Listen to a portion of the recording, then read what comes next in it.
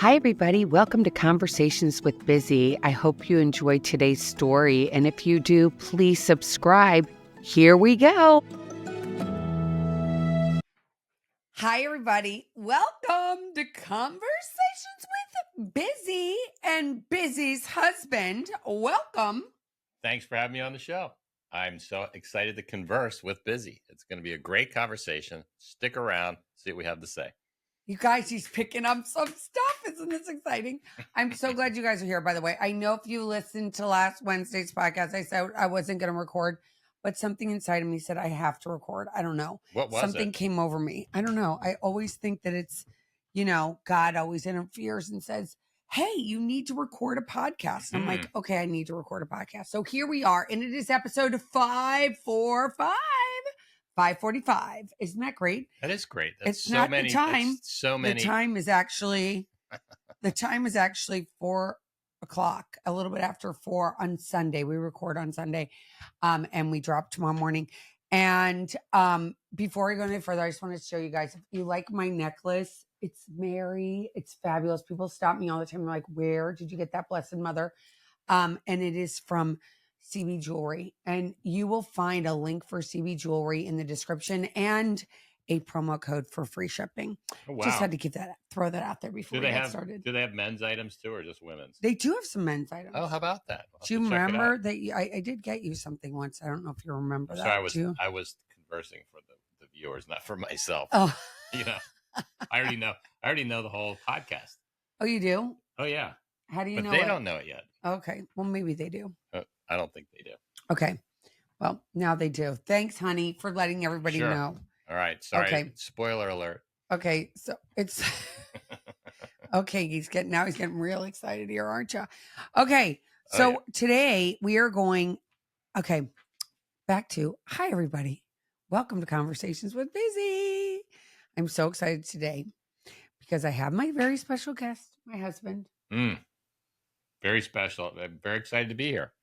And he now. And you even have. I think it's amazing how prepared you are now with actual questions to ask. I know. Normally you guys flew by the seat of my pants, and now I'm trying to be a little more organized with my thoughts. So let's do it. Is the first question, I guess, where are the car keys? No, it's not where are the car keys. Okay.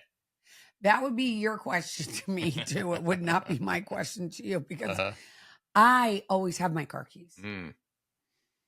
True. I always have them. Sometimes, sort of. Yes.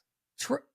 They're in my purse, so I don't need them. Right. All right. I don't even want to talk about our car keys. Okay, enough with the car keys. This episode is going to be deeply personal, and we are going to talk about our marriage, which we obviously get along really well. Just kidding. And how the Catholic faith is playing a role in how we love, grow, and show up for each other. And we're also going to talk about how men can find healing and strength and through faith. So whether you're married, divorced, widowed, or dating, this one's for you. Wow. Yeah. You got it all covered. I do, because I keep thinking of recent times. And all kidding aside, he never finds my car keys. I just had to make that last. He can never find the car keys. And now, so back to the reason why I wanted to ask you. He has to win because I know I'm right. But anyway, not to digress. But I find it so fascinating, for one, that on this journey of recent years, you've really been putting yourself out there and helping a lot of men. And we're going to touch on that at some point during this conversation. But my first question is, before you met me, were you even open to love again and marriage? Well, I was definitely open to love again. There's no question about that. I thought that having been married twice and having been not married twice, I wasn't really sure that I didn't think I wanted to get married for a third time, But guess what? Turns out third time's the charm. They weren't kidding about that. But I was definitely I was very interested in having a loving, long-term, monogamous relationship, with somebody that really did it for me. And it's interesting because not to make this, but it's funny because I remember when we had a conversation with some people yesterday or maybe the day before about when we used to be fellow travelers and help people. They call it sponsorship and a 12-step program. And we tried to help people, and along the way every person drank and we were like, we're terrible, we're terrible. We both kind of felt like that, but we don't give up, right? No, not at all. And as far as that goes, yes, as I said before, it took me 10 years to find somebody that would wanted to get help for longer than a week or two. I mean, literally, it took 10 years to find for me to have a sponsee that got a 30-day chip. And I talked to my sponsor about it, years before the 10 years. And he looked at me and he said, well, you're not drinking. So whatever you're doing, it's working. And I was like, oh, okay, thanks. So Okay. I just kept trying. So we're going to pivot back to the marriage thing. Hmm.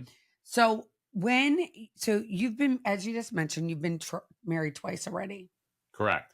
And was there ever a moment you thought, I'm done with marriage? Yes. After the second divorce. Okay. So talk to us a little bit about that. Well, And what changed? well, okay, so that's a two-part question. So the first part was, like I said, I'd been married twice. I was divorced twice. I took a, a pretty long time off of not dating or seeing anybody, and just spending time with me alone mostly, and getting to be very comfortable with me by myself, which I did. I absolutely did that. And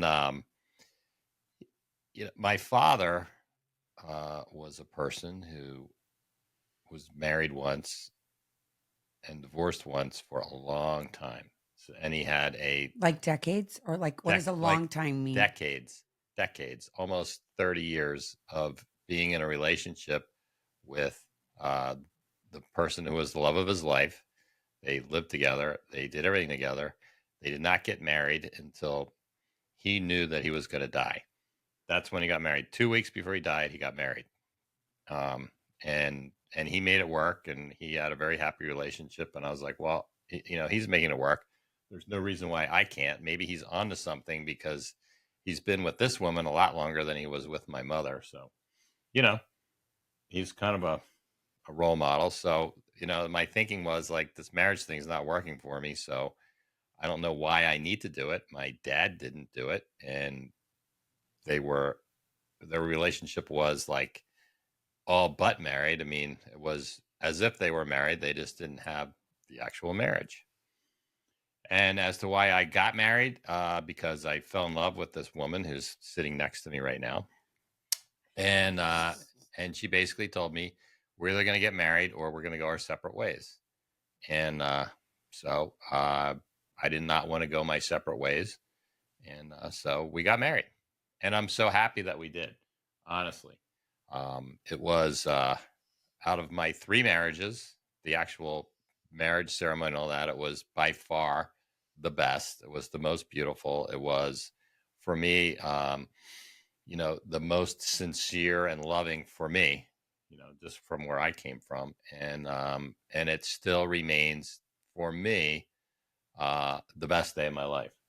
It really was such a great day. It was beautiful. My bride was beautiful. And the man that married us was a dear personal friend of ours and our minister. And it was just great. I really felt truly the presence of God was in that little church. And it was a great time. And I have to say that for me, having done this 3 times and you only 2, that this is far and above, beyond the best marriage that I've ever had.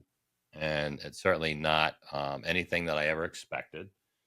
Um, I don't know what I really expected, but it wasn't what I definitely, whatever it was, it's not what I got, but what I got is so much more, and it's so much better. And I'm, you know, I'm so happy. I love the way that, that we always come back together, whatever's going on, we come back together.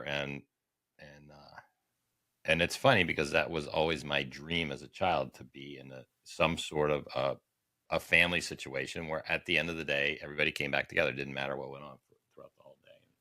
And that's where I feel like I am in all this. I love that answer. It makes me feel so good, of course, as you guys can imagine. Um, and from the beginning, faith was really important, mostly to me. I always had faith, and I think it was important to you in a different way than it is today. Would you say that? Well, I wasn't really so schooled in religion, um, and so I don't really know that I had a firm grip on faith. And what I really thought I was looking for was this relationship with God that was going to be like visceral and all encompassing. Um, and you know it, and if that were the case, one would not need faith. It turns out, because you wouldn't have to take anything on faith because it would always be there. So what I've learned is that um, that relationship, that visceral, all-encompassing relationship, is still something that I push for, but I no longer believe that it's actually something that is maybe achievable for a human being. I don't know for sure or not. But what I've learned because of the struggles in trying to do that is, that faith is the key. And, and most telling um, in the rosary prayer, the first thing that we ask for is faith. That's the first thing that we ask for in the rosary prayer. Faith, then hope, then charity, or love of others, however you want to put it. So I understand that faith is something that is it doesn't really come from within me. It's something that I can get from God if I ask for it.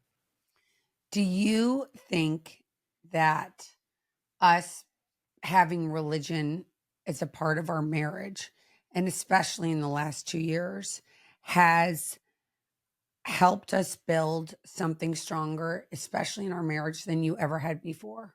Well, absolutely. And it starts back to, for me, it's not even especially in the last 2 years. It starts back in, before we even got married. And, before we got married, you introduced me to uh, the Episcopal Church in St. David's Episcopal Church in Wayne, Pennsylvania. And I started going. It was a beautiful church. And I was lucky enough that you introduced me to the minister there. And I got very close with him, um, and and that's why I was so excited that he was our minister when we got married. So it's carried from there. It's been it has been uh, recently to me a much bigger part of my life, and it's because I've always been I've always known there was like something that was lacking.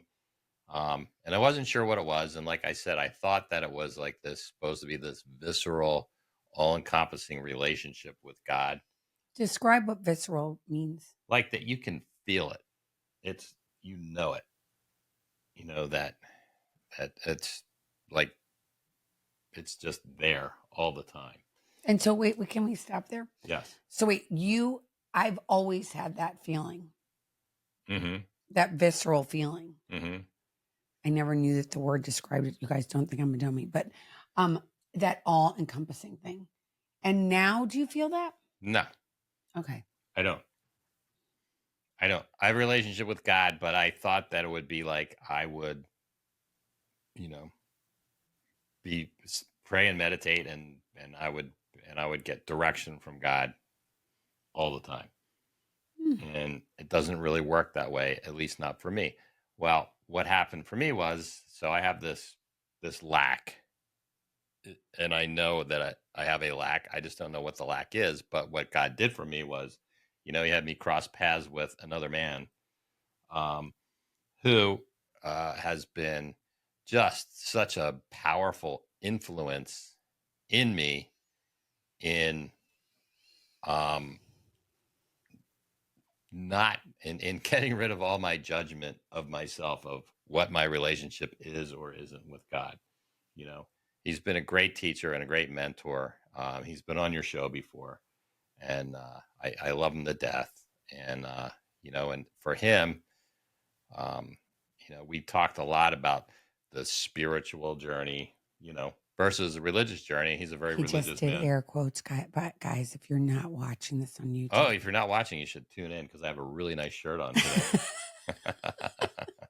um, so he's a very religious man, and and I enjoyed the church, and I enjoyed the ceremony, um, at St. David's Episcopal in Wayne.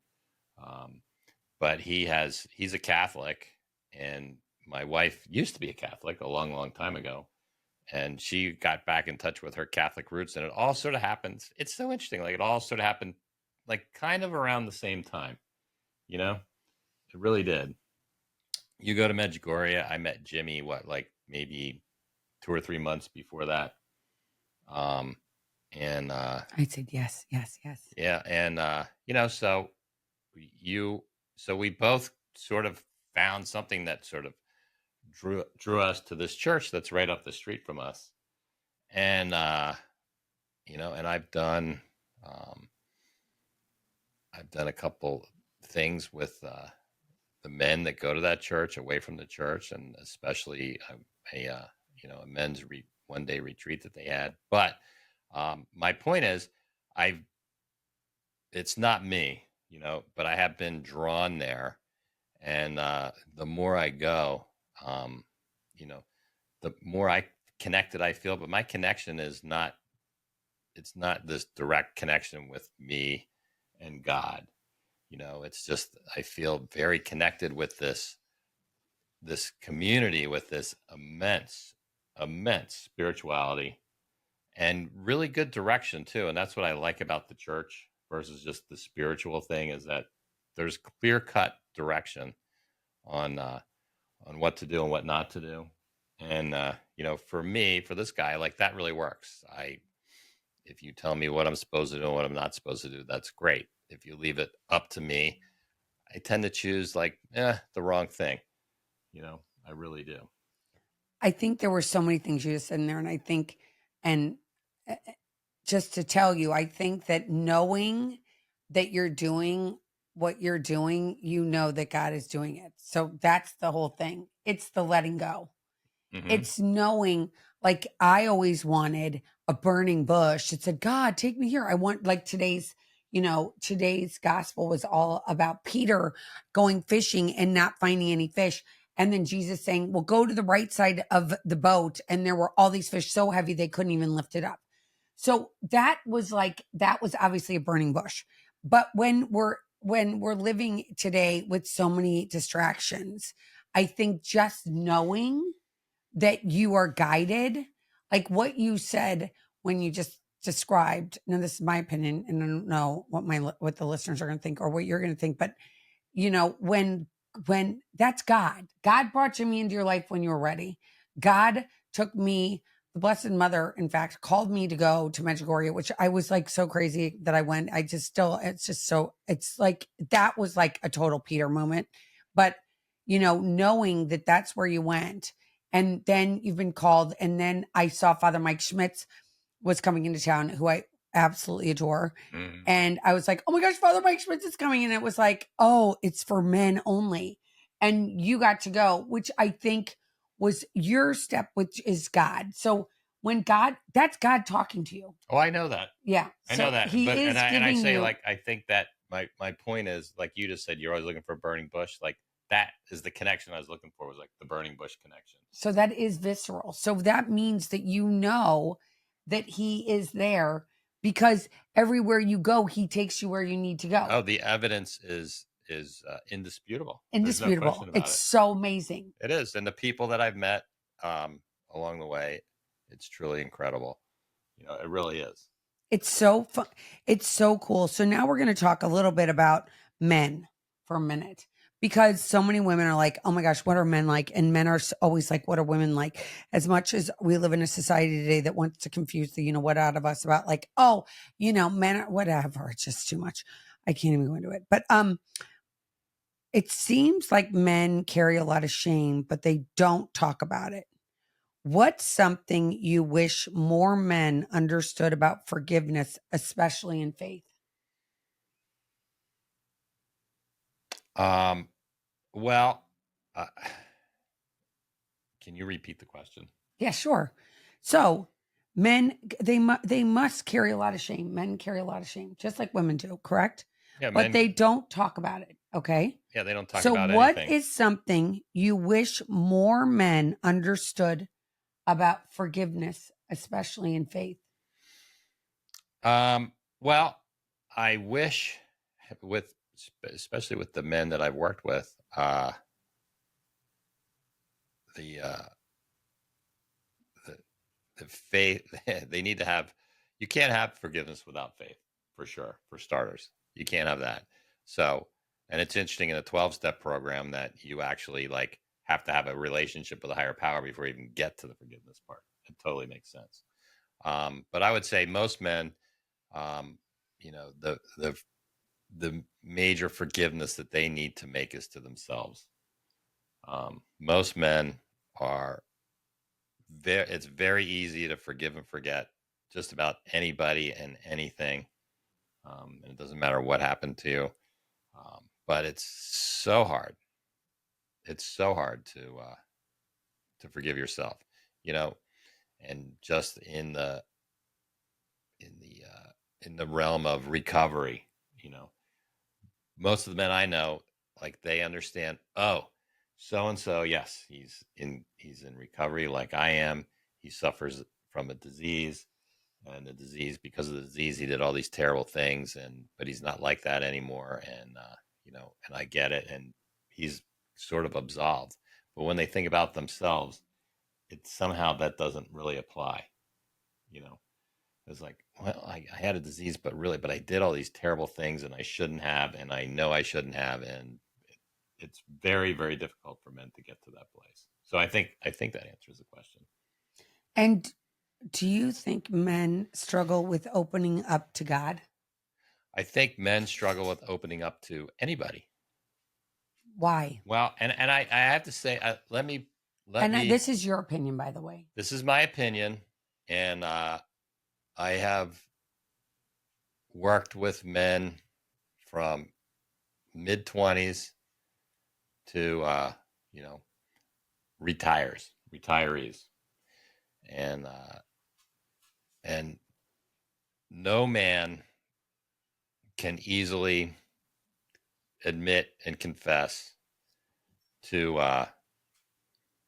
you know the the the errors of the past, if you want to put it that way. Um, no man wants to really admit that they've fallen short, that they didn't do the best that they could do, um, and on and on and on. Um, and that's just a thing with men. So the way that and I would say that it's interesting that to make that admission to God, I think it's such a fine line. I think a lot of men are like, well, I admitted it to God, I just didn't tell anybody else. And it's been proven that if you didn't tell somebody else, you haven't really admitted it to anyone. Even though you may think you've admitted it to God, you just haven't. There has to be another person there. You know, there has to be a witness to it.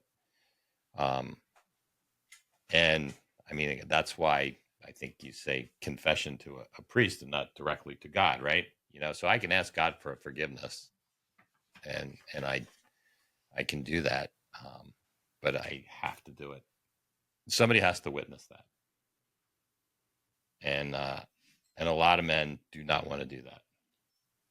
You know, Why? Why do you think they don't want? Why do you think it's so hard for men to get to this place of like surrender, or I need help, or I'm going to go talk to God? Well, I will speak for, so the men that I've worked with they're not of the youngest generation now. So I can't speak for the youngest generation, but I can speak for my generation, and certainly mostly the children of my generation, even, is that, as a man, you're taught to just take care of your own problems. You really don't discuss your problems with somebody else. You just deal with it. And that's the right thing to do. So I'm 64 soon to be. And, so I was raised by somebody that was, born in the 1930s, grew up in World War II, and, came of age in the 1950s. And, like at my house, the oldest male child and the namesake of my father, when I was a little boy, if I was crying about something, like kids do, um, my father's answer was, cut that crying out, or I'll really give you something to cry about. So you learn quickly, like, you stuff your feelings, you don't share them with anybody, doesn't matter how you feel, you just put a stone face on and you go through the day. And I'm still awesomely good at doing that. Awesomely good at doing that. Are you bragging about it? No, it's not a good thing. Um, it's not a good thing. So I'm blessed that I have found a program that's brought me to a group of men where we actually do. We are vulnerable to each other. And I guess that's the word that I'm really looking for, is that men will never want to be vulnerable to another man. They really don't want to be vulnerable to a woman either. They don't want to be vulnerable. And we have a group, and we have a program that demands vulnerability, and that really, really helps out with healing, big time. I love that. I love that. How has prayer, or even just going to mass together with us, helped you grow as a man? Uh, it has, I can't even, I don't even know if could even talk about it in one sitting. I, I love going to a church service with you. It could be a mass, or it doesn't really matter, any church service. It's good. We are definitely connected for that, hour and a half, however long it is. It's and we're connected to each other. We're connected to everybody else around us. It's a wonderful feeling. And, my prayer life, inside and outside of the mass, has, evolved, as it should and as it will, more and more and more. And, where I am now, she's yelling at the dog because it's snoring.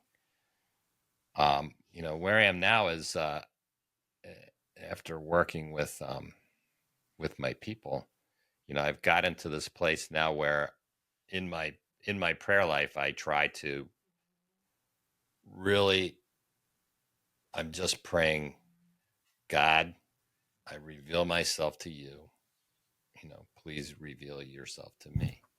And that's sort of the give and take that I'm looking for with my connection with God. So, I've it's been very difficult, but I have learned to actually completely open myself up and completely reveal myself. Now, in order to completely reveal yourself, I have to have a witness at some point. I don't have to have that witness 5 times a day when I pray, but I have to have a witness at some point, which I've done. And I've been able to reveal myself, and I've been able to ask God to reveal himself to me. And, that's really, I think that's my path, at least for now. I really love this, and I have so many more questions, but I wanted to keep this within a time frame so that everybody, for one, will want to come back and hear more for next week. So we're going to come back, because I'm going to have you on. Teaser. I might have you on the next 3. It depends.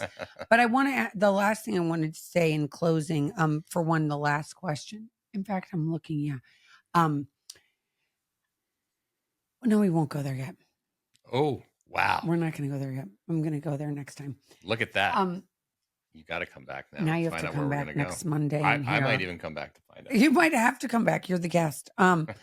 It's been such a pleasure being on this journey with you. I love it. It's so fun. It's so fun. And from my perspective, which we aren't going to get into very much, but all I'm going to say is like being able to witness watching you from somebody I met. Oh my gosh, how many years has it been? 13, 14 years, something like that. Yeah. So it's been a while. It's been a while.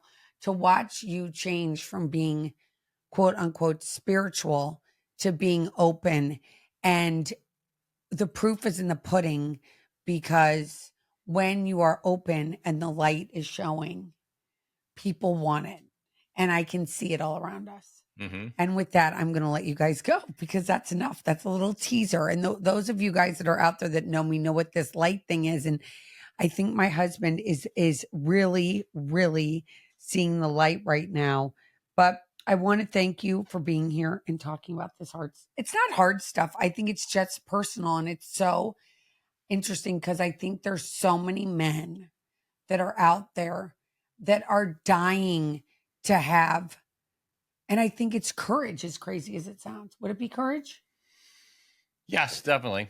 Yeah. It's courage to go and do something you normally wouldn't do and be vulnerable, which is hard, especially when you had a parent that was constantly like, keep it to yourself. No feelings, no feelings, no feelings. And now we live in a society that everybody's talking about their feelings. So why aren't the men doing it too? Mm-hmm. Well, I would hope that, that men can find a group of men and be able to do it in that environment, because let's face it, it's important that men stay men. No matter what, they got to stay men. Amen. Amen. It's so funny. we're going to talk about that next time too. Good. Or maybe I'll throw it in there. Tucker Carlson. Well, I just watched a clip from somebody that a dear friend sent me. And it was about Tucker Carlson, about how his dad was like the strongest guy he ever knew, and how his dad would do anything. Like if somebody did anything to anybody in their family, his dad would even get physical with him. And he even talked about how the dad supported the family so much. And with that, I'm not letting you say another word. We're going to talk more about this, you guys. So you have to come back next Monday and come and listen. You're going to get me solo on Wednesday. So tune in on Wednesday. And please, if you like what you hear, please hit subscribe wherever you're listening, or if you're watching me on YouTube, please subscribe. It means the world to me. Drop a line. If you have any questions that we didn't cover that you've already heard my husband talk about, and you're like, wait a minute, I have another question about this or question about that, please DM me with the questions or send me an email at elizabeth@elizabethchance.com. You can also go to my website and you will get all of my videos dropped right into your inbox. If you go to my website, elizabethchance.com, and at the bottom, you will see a place to sign up for my newsletter and for all updates. So please do that. And again, thanks, honey, for being here. Thanks for the convo. Did I sound hip? You sounded hip. I'm very proud of you. You sounded really hip. Thanks, you guys. And thanks again to CB Jewelry for being so amazing and such good friends. Take care, everybody, and we will talk to you sooner than later. Bye. Thanks for listening to Conversations with Busy. I hope you enjoyed today's show. If you did, if you could subscribe, that would mean the world to me. And follow me on all social media. And you can also get my newsletter every Friday morning into your inbox. Just go to elizabethchance.com and subscribe. Take care.